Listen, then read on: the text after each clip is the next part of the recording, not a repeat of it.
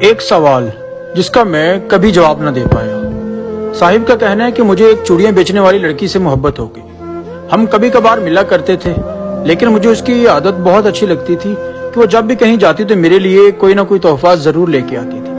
ایک دن ہم ملے تو مجھے کہنے لگی میرے نال شادی کر سیں۔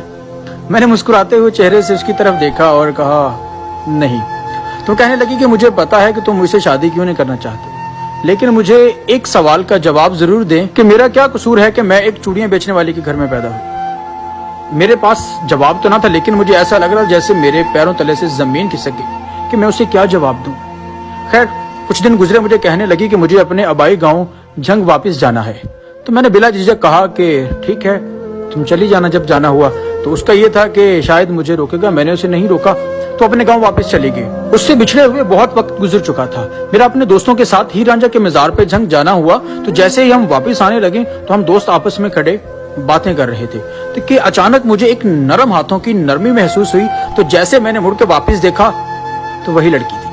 بے جھجک اس نے کہا کہ آج میری عید ہو گئی، کیونکہ آج مجھے تیری دید ہو گئی، اور آج میری ہر وہ دعا قبول ہو گئی جو میں یہاں پہ آ کے دعائیں اللہ پاک سے مانگا کرتی تھی۔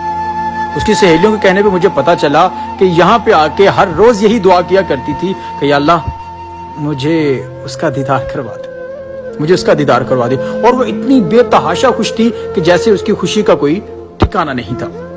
ہم جب واپس جانے لگے تو اس نے ایک بات کا اصرار کیا کہ اب تم جب یہاں تک آ چکے ہو تو اب میرے ساتھ میرے آبائی گاؤں ضرور چلو۔ میرے بارہا منع کرنے پر وہ لڑکی باضد ہو گئی کہ نہیں تم یہاں تک آئے ہو، میرے ساتھ میرے آبائی گاؤں ضرور چلو۔ خیر دوستوں نے بھی کہا کہ چلیں اب یہاں تک آ گئے ہیں تو اس کے ساتھ چلتے ہیں۔ بالآخر ہم نے اس کے گاؤں جانے کی حامی بھر دی۔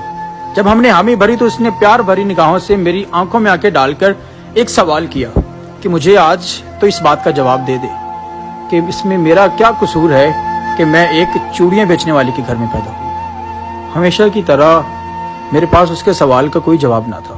میں نے اس کی طرف پیار بھری نگاہوں سے دیکھا اور کہا کہ چلو تمہارے گاؤں چلتے ہیں۔ وہ بھاگ کے گاڑی کی فرنٹ سیٹ پہ ایسے بیٹھی کہ جیسے اسے دنیا کی ہر چیز مل گئی ہو۔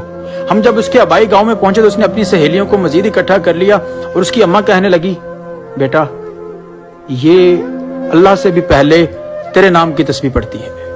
میرے پاؤں جس طرح کے لڑکھڑا گئے ہوں کہ یا اللہ میں تیرا گناہ گار تو نہیں ہو گیا، تو کوئی ایسا بندہ بھی ہے تو اس سے پہلے جو میرا نام لیتا ہے۔ خیر اس نے ہمارے لیے ایک بہت ہی لذیذ سا کھانا تیار کیا۔ ہم نے کھانا کھایا۔ کھانا کھا کے جب ہم واپس نکلنے لگے تو اس نے اصرار کیا کہ کچھ دن رک جاؤ۔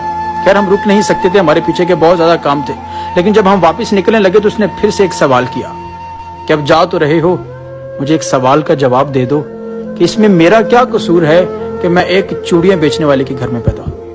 اور یہ بندہ کیا جواب دیتا جو اس کے بارہا پوچھنے پر اسے کوئی جواب نہ دے سکا تھا۔ بالآخر میں واپس آ گیا۔ کچھ وقت گزرا تو مجھے اس کی کمی محسوس ہونے لگی۔ مجھے اس کی یاد آئی تو میں اس کے گاؤں جھنگ چلا گیا۔ جب وہاں پہنچا تو مجھے کہیں دیکھنے پر وہ ملی نہیں۔ اس کی ماں سے اور اس کی سہیلیوں سے میری بات چیت ہوئی تو انہوں نے کہا کہ جب تم یہاں سے چلے گئے تھے تو اس نے کھانا پینا چھوڑ دیا تھا، وہ بہت بیمار ہو چکی تھی۔ بالآخر ایک دن ایسا آیا کہ وہ اس دنیا سے چلی گئی، لیکن وہ جاتے جاتے ایک سوال چھوڑ گئی کہ جب وہ آئے تو اسے ایک سوال ضرور کرنا کہ اس میں میرا کیا قصور تھا کہ میں ایک چوڑیاں بیچنے والے کے گھر میں پیدا ہوئی۔